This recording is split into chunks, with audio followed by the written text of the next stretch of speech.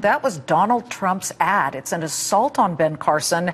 Came out just 4 hours ago, turning Friday the 13th nightmare into that ad, as you saw, which he just released. And this comes on what happened last night, a 9-minute rant by Trump last night in Iowa.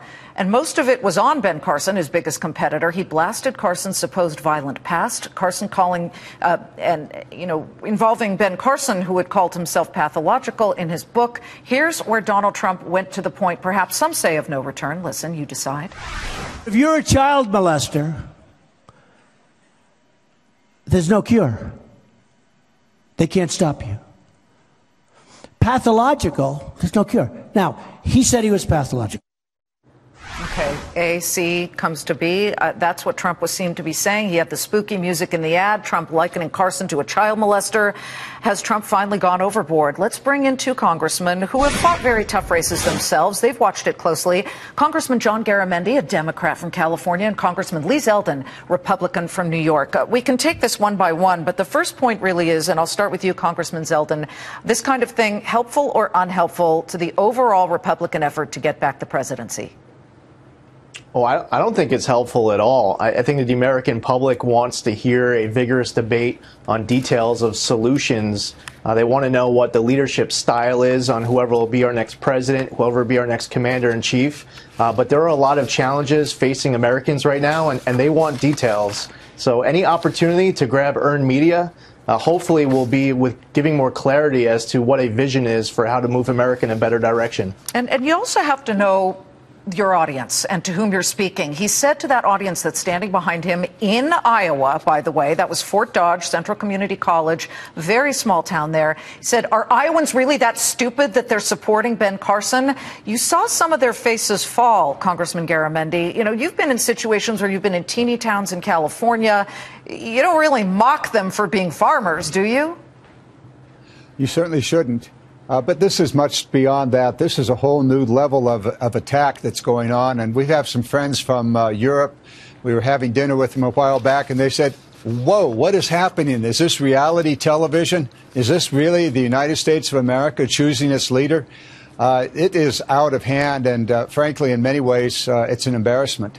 I'm wondering if the establishment now, Congressman Zeldin, isn't finally getting together behind closed doors and stepping in, because John Kasich just landed a whole panoply of endorsements. Former Senator Trent Lott has come in and endorsed him. You've got former U.S. Senator Ben Nighthorse, former Majority Leader, former U.S. Senator Alphonse D'Amato, former U.S. Senators from New Hampshire, John Sununu, Gordon Humphrey.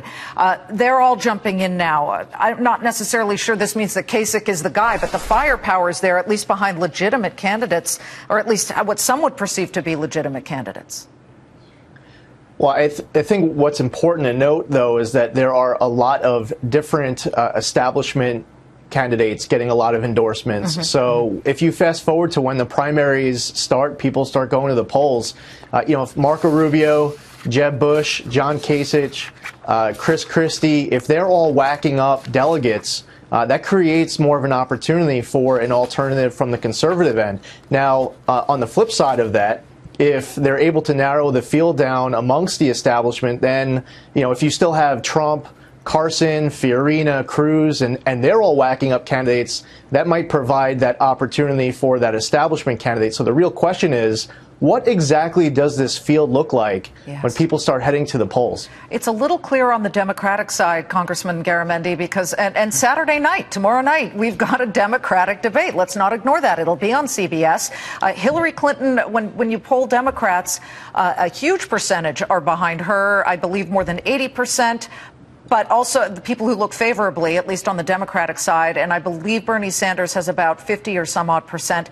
But then when you talk about the unfavorable part of it, there is a tinge that seems to be surrounding Hillary Clinton right now, and whether it's the email situation or the questions that surround that, what happens with this group of people who are running on the Democratic side? Well, it's becoming increasingly clear that the candidate that I'm supporting, Hillary Clinton, is really pulling ahead. She's had a very, very good fall.